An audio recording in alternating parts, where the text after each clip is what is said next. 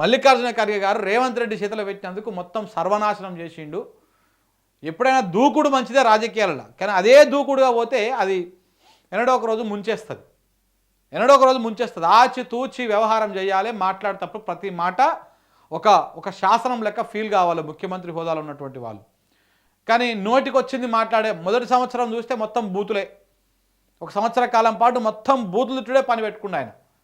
తర్వాత కాలంలో ఆ నిర్ణయాలన్నీ దేనికి తీసుకుంటున్నాడో ఎందుకు తీసుకుంటున్నాడో అర్థం కానటువంటి పరిస్థితిలో కొంత. సో కాబట్టి మొత్తం సర్వనాశనం అయిపోయింది. కాంగ్రెస్ పార్టీ పేరు చెప్తే ఊర్లల్లో ప్రజలు కట్టెలు తీసుకొని పొరకమటలు తీసుకొని వెనకాల పడి గదిమి కొట్టేటువంటి పరిస్థితులు కనపడతా ఉన్నాయి. ఉరికిచి కొట్టేటువంటి పరిస్థితులు కనపడతా ఉన్నాయి. సో దీనికి కొన్ని రీజన్స్ కూడా ఉన్నాయి. రిజర్వేషన్ల అంశం కావచ్చు, 6 గ్యారంటీల విషయం కావచ్చు.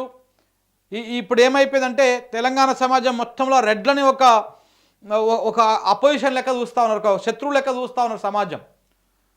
ఆ బీసీ రిజర్వేషన్ తోటి రెడ్లను మొత్తము బీసీ సమాజం కానీ ఎస్సీ ఎస్టీలు కానీ ఒక శత్రువు లెక్క ఫిక్స్ అయిపోయారు.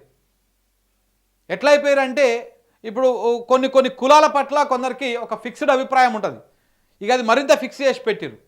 రెడ్లకు ఓట్లు వేయకూడదు, రెడ్డా అంటే ఒక ఆలోచన చేయాలనేటువంటి విధంగా తయారు చేసి పెట్టిండు. సో కాబట్టి అన్ని వర్గాలు అన్ని కులాలు దూరమైనవి అని చెప్పేసి ఒక కథనాన్ని చాలా స్పష్టంగా రాసిండు. సో ఇగో ఈ కథనము చాలా క్లియర్గా రాసిండు. దాని సారాంశమే ఇది.